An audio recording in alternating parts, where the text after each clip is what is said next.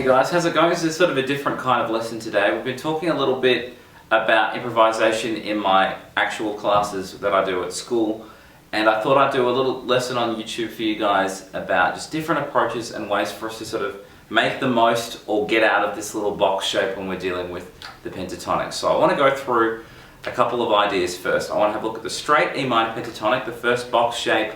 I want to have a look at a D mixolydian diatonic scale, and I also want to have a look at arpeggio shapes. So let's get in a little bit closer, get some tabs up, we'll go through them, and then we're going to talk about ways to apply those when we're improvising. Okay, so let's have a look at some of the ideas that we could work with in just improvising in, say, an E minor or E aeolian context. We're going to start with just the straight, boring pentatonic.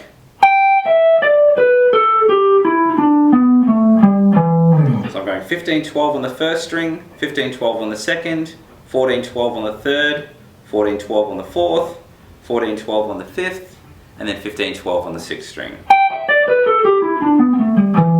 Now if we want to add in kind of a weird flat 5-y blues vibe, we can also add in that little accidental chromatic note on the third and the fifth string. So I'll play it again. So it's relatively similar, 15-12 on the first and second string again. When I get to the third, I play 15, 14, 12. If anyone's learned this all before, apologies, I'm just double checking that you guys are all up to speed. I want to play 14-12 on the fourth, 14-13-12 on the fifth, and then 15-12 on the sixth string. All together. So we can jump between the one with that little blues note and just the regular pentatonic if we wish.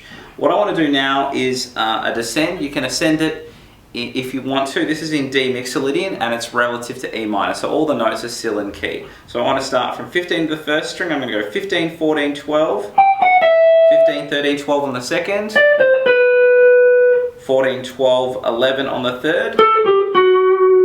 Then over the fourth, the fifth and the sixth, I play 14, 12, 10 on all three of those strings. All together. So we've got our two pentatonics and now our D mixolydian scale that will work, and we can interchange that within this little box shape we have here. Now finally I want to just add in some basic E minor arpeggio shapes. This is kind of very similar to the E minor box pentatonic shape rather. I want to start from 14 of the fourth string, then we're going to play 12 of the next three strings, and then we can hit 15 for that little arpeggio.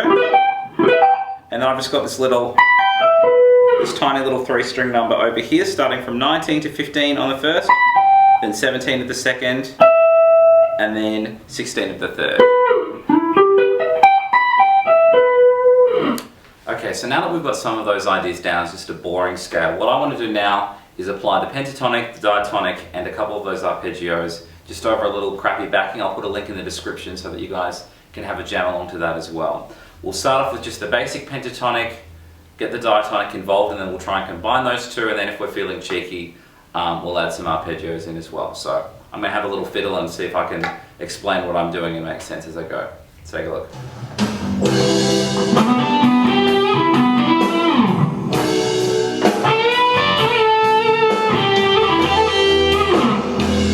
Just staying with the pentatonic.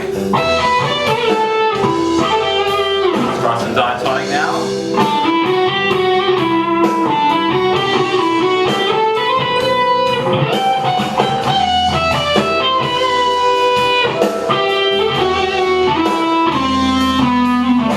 Let's blend those ideas together now.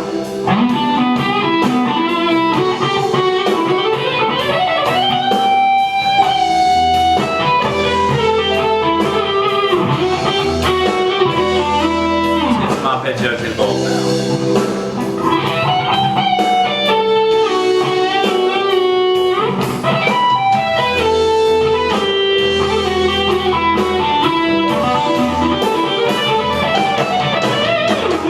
So I hope that gives you guys some idea and it's sort of helpful along the right track. The next sort of phase would be to try and get that information and put it in a different key, or what you could do is figure out the rest of the modes. We dealt with D mixolydian today that was relative to E aeolian or E minor, but what you could do is get the other 6 modes involved and try and get those in between some of the other box shapes of the pentatonics Also, alongside that, you could learn some different inversions. We were just sort of stuck around those E minor arpeggios. There's some more over here and charts even higher. So I hope that's been helpful. If you guys have any thoughts or questions, leave a comment on this video, or you can always write something on the Learn That Solo Facebook, or you can email me at learnthatsolo@gmail.com. Catch you guys soon.